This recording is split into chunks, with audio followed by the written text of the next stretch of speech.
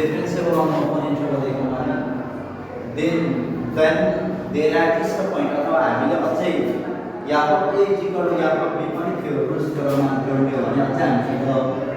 यहाँ a is equal to यहाँ b भन्ने भ्यालु पनि थियो रुल्स थ्योरममा कनेक्ट गर्ने हो then there are some points such that यहाँ point c is equal to 0 भनेर पढेको मान्छ हामी रुल्स थ्योरममा तर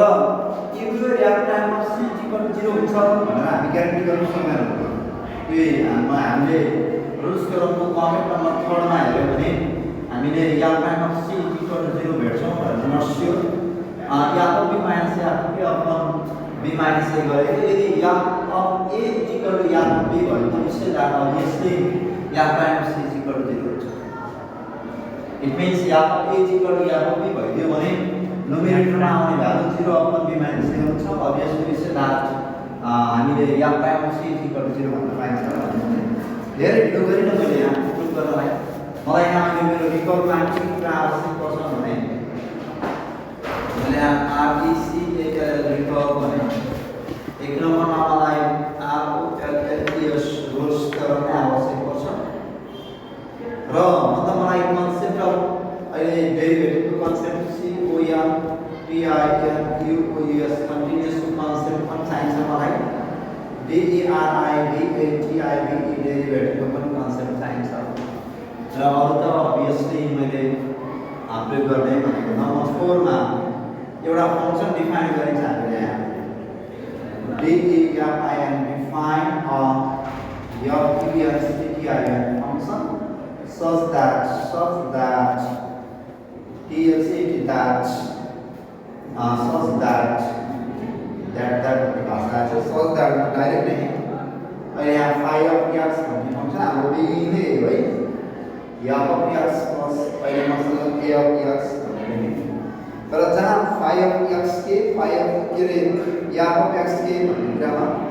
कुनै यो फंक्शन न्यू फंक्शन हो this one is new function and new function अब यहाँ भनेको यो GIVEN गिवन इन क्वेशनमै दिएको फंक्शन हो यहाँ भन्ने फंक्शन चाहिँ अरु फंक्शन चाहिँ हामी कन्टिन्युअस नै इट मीन्स हामीलाई यहाँ भन्ने फंक्शन कन्टिन्युअस छ a भनेको के भन्ने भन्न सक्छ फेरि हामीले प्रयोग गरेको a भनेको कन्स्टेन्ट हो CONSTANT कन्स्टेन्ट इट मीन्स यदि पार्टिकुलर यदि यहाँ of x भन्ने फंक्शन सपोज x plus 2 भन्ने फंक्शन कन्टिन्युअस छ भने अहिले हामीले डिफाइन गरेको फंक्शन phi of x भन्ने फंक्शन यहाँ of x plus 3 into x लेखेको त हुन्छ होला यहाँ obviously we say that यदि यहाँ of x कन्टिन्युअस छ भने phi of x पनि अहिले हामीसँग इज कन्टिन्युअस भनेर पाइन्छ CONTINUOUS कन्टिन्युअस पाइन्छ ल यति कुरा थाहा भइसकेपछि हामी मोटामोटी यति कुरा प्रयोग गर्न सक्छौँ भन्छौँ त्यसैले सुरुमै हाम्रो फर्स्ट बिगिनिङमै या प्रोग्राममा मैले एउटा फंक्शन कन्सिडर गर्छु that depends on the given function दिएको फंक्शनमा डिपेन्ड गरेर assume that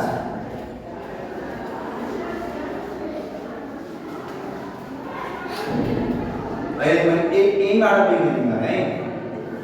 phi of x is equal to of x plus a into x WSI where a is a constant CONSTANT constant a sign constant र यहाँ define गरेको phi of x then यदि मैले phi of a निकाले भने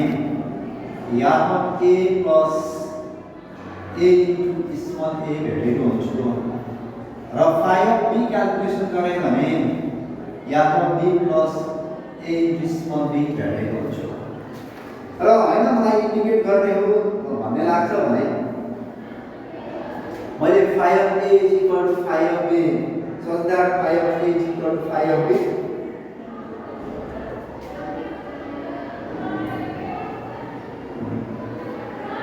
then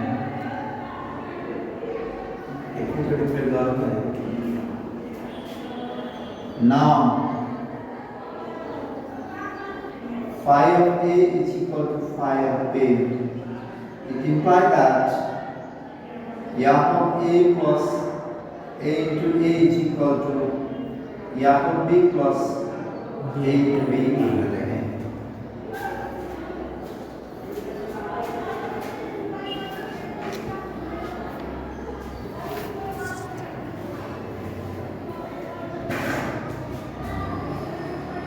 According to the given condition,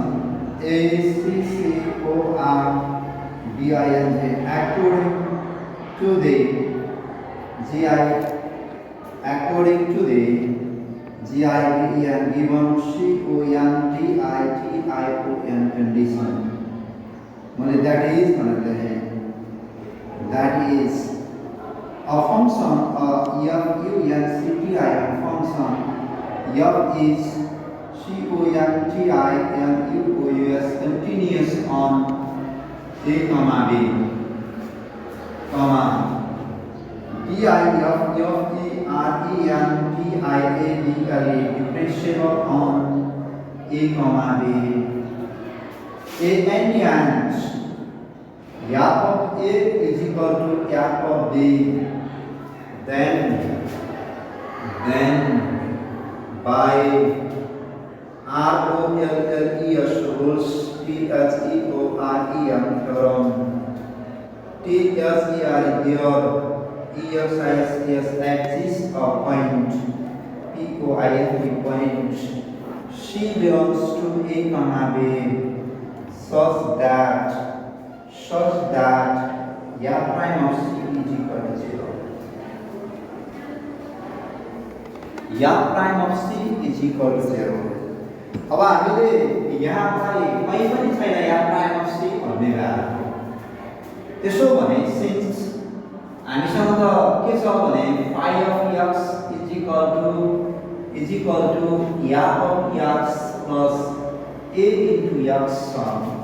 मैले यहाँबाट यदि डेरिभेटिभ गर्ने हो भने that is phi prime of x is equal to f prime of x plus a मात्रै हुन्छ होला। यो चाहिँ DIFFERENTIAN differentiation with respect to x गरेको है। तर हामीलाई यहाँ यदि मलाई phi prime of अहिले मैले phi prime of c is equal to f prime of c plus a लेख्न पाउँछु होला। तर हामीलाई त यहाँ कति लेखिएको छ f prime of c भनेपछि that is phi prime of c is equal to मसँग a मात्रै हुन्छ होला। किन लेखेको भने यसलाई since f prime of c is equal to 0 छ। त्यस्तै गरेर यदि मैले यहाँ phi of a यसमा पनि मैले मसँग के रे f phi prime of c is equal to मैले a मात्रै भेटेको मान्छे म धेरै गल्ती हो यहाँ धेरै समय लाग्यो है।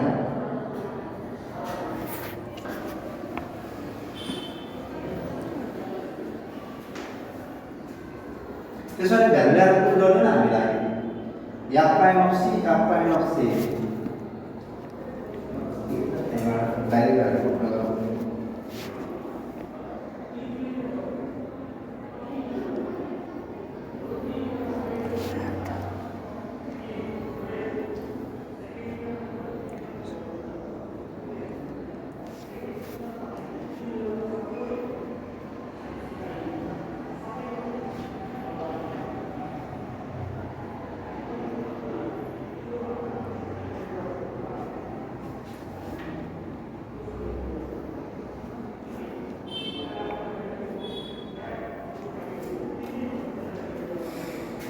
since भन्ने भाषा गरे है।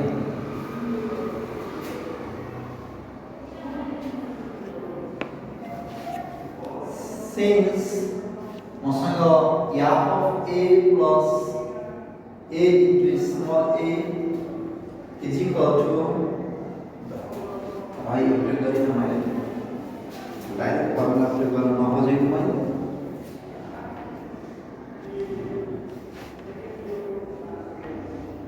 I prime of c is equal to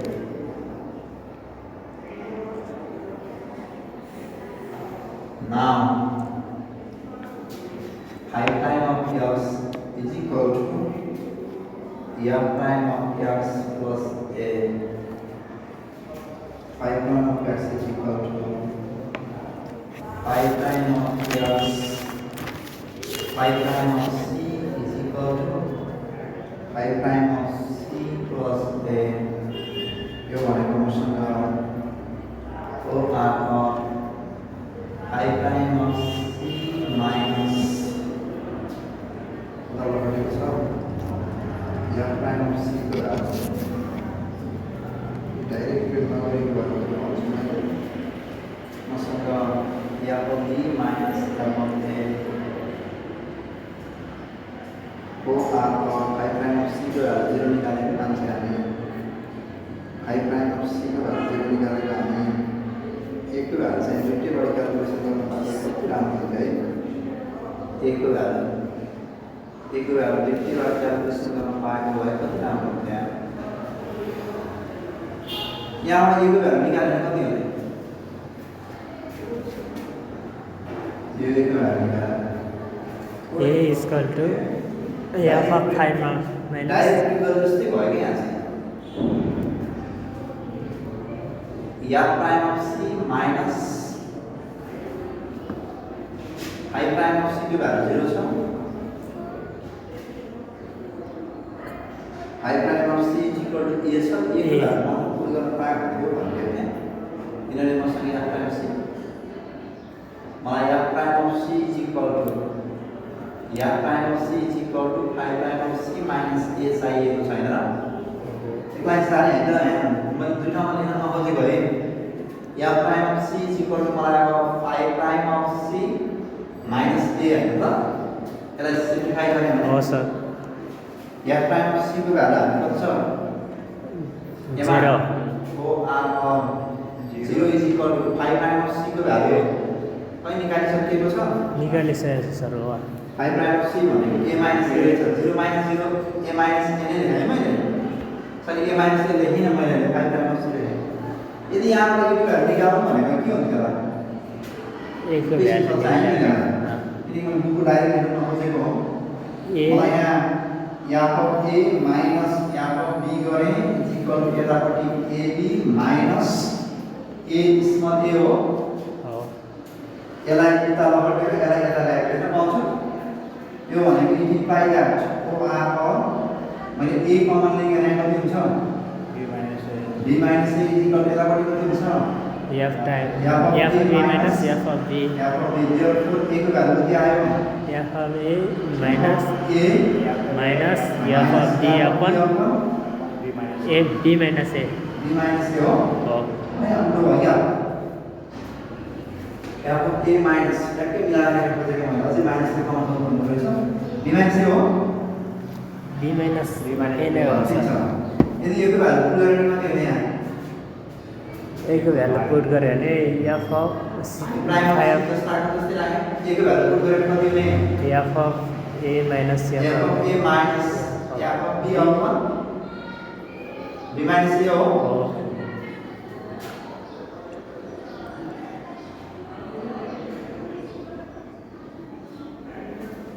o r टक्कै यहाँ b minus a f of b minus a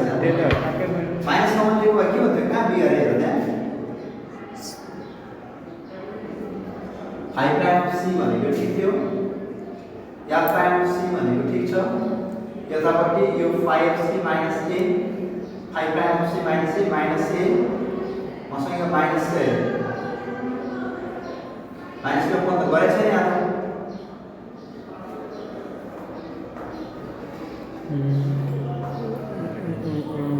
हैन त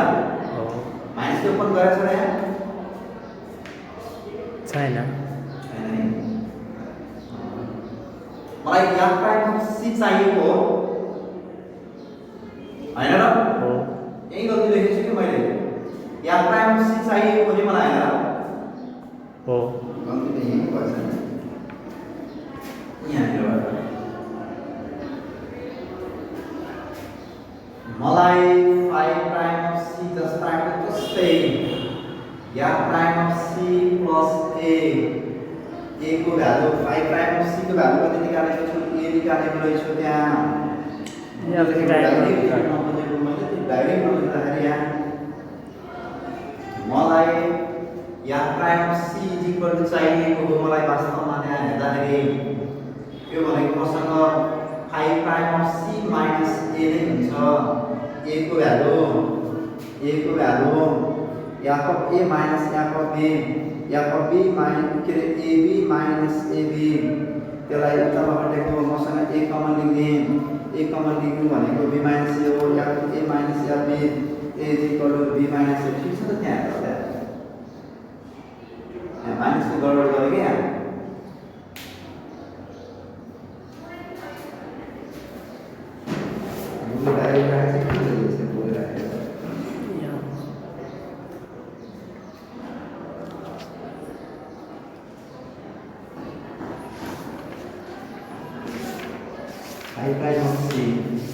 I prime of C is equal to 0. I prime of C, f of C minus f of A.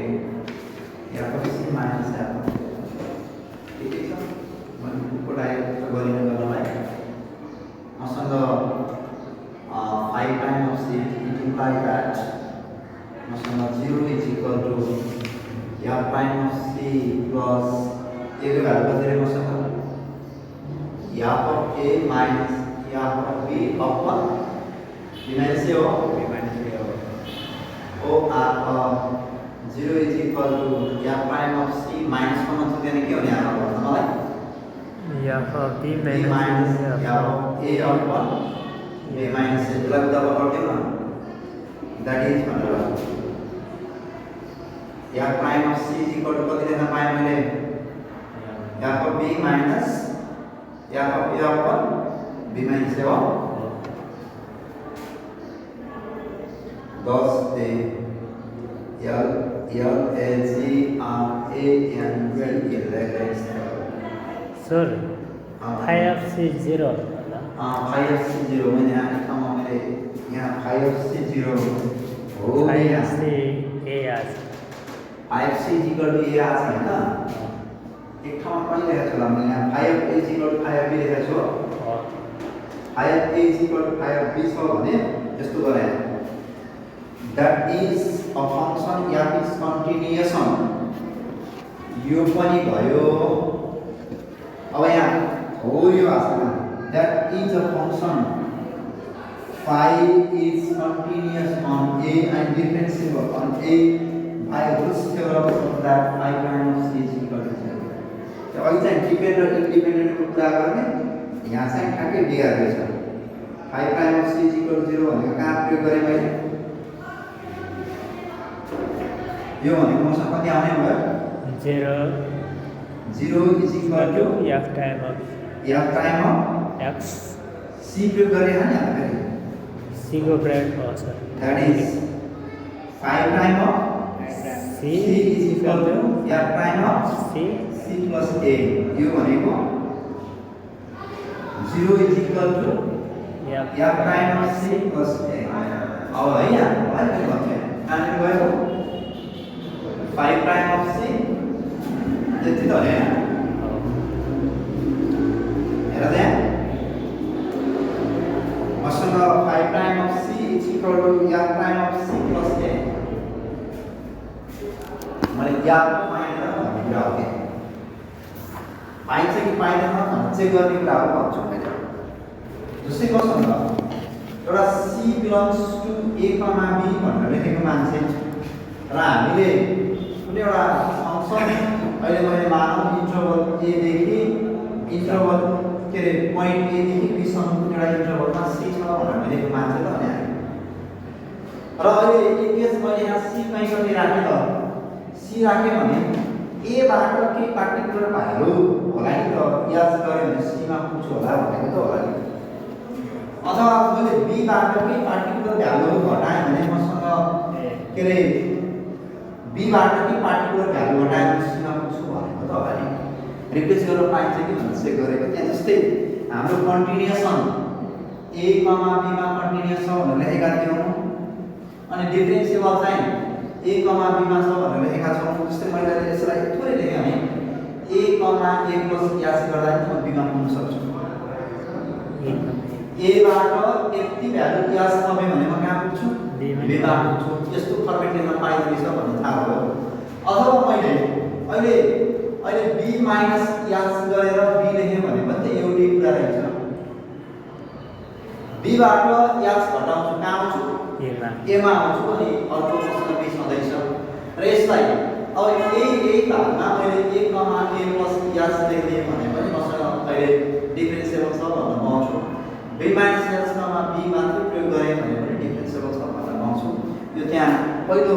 रिमार्क्समा राखेको छ भन्छु र त्यहाँ अझै त्यहाँ डिफरेन्सिएबल a लाई इन टर्म्स अफ त्यो थीटाको भ्यालु 0 देखि a सम्म बिलोङ्स गर्ने याद a प्लस हामीसँग अहिले अपेन गरेको भनेको त याद प्राइम c को भ्यालु याद b माइनस याद a अपन कति भेटेको मान्छे हामी b माइनस a भेटेको मान्छे हामी यदि मैले अहिले लेखेको त्यहाँ याद a प्लस याद माइनस याद a अपन मसँग b को भ्यालु लेखिराखेको छु a plus याद माइनस a इट मिन्स याद a plus याद माइनस याद a अपन मैले यहाँ लेखेको भनेको त याद लेखेको यो भनेको याद a plus याद अपन याद प्रयोग गर्न पाउँदो रहेछ माइनस याद a अपन याद प्रयोग गर्न पाउँदो रहेछ यसमा चाहिँ एक्सपान्सन लगाइदियो भने x p e n s i n expansion लगाए भने यहाँबाट पार्टिकुलर भ्यालु कति आउने त भन्ने कुरा हो त्यो एक्सपान्सन लगाइसकेपछि लेखेको कुरा हो भने म त्यसलाई चाहिँ यहाँ लेखिएको छ याद a plus याद माइनस याद a को भ्यालु याद a plus याद माइनस याद a को भ्यालु यतिको भ्यालु कति लेख्न पाइन्छ भनेको छ त्यहाँ त्यसले याद प्लस a प्लस थीटा का लेख्न पाइन्छ भनेको छ यो थीटाको भ्यालु हुन त हामीले प्रयोग गर्ने भनेको त साइन र cos मा प्रयोग गर्छौं न त त्यहाँ टेन अटोमेटिक प्रयोग भइरहेको हुन्छ यसको भ्यालु थोरैमा 0 र धेरैमा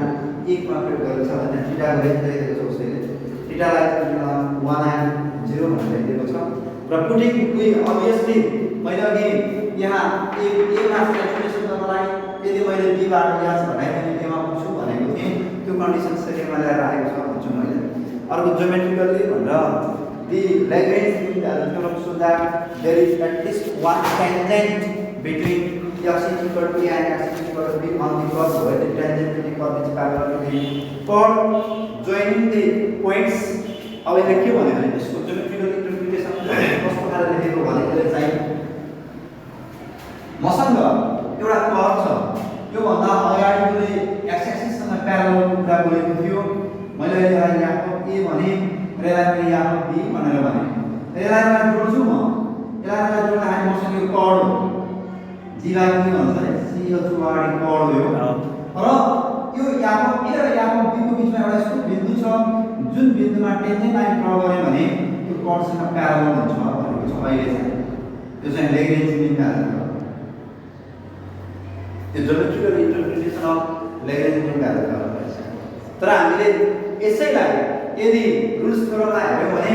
यहाँ एउटा बिन्दु छ त्यो बिन्दुमा x एक्सिससँग के हुने बिन्दु छ के रे टेन्जेन्ट लाइन के हुन्छ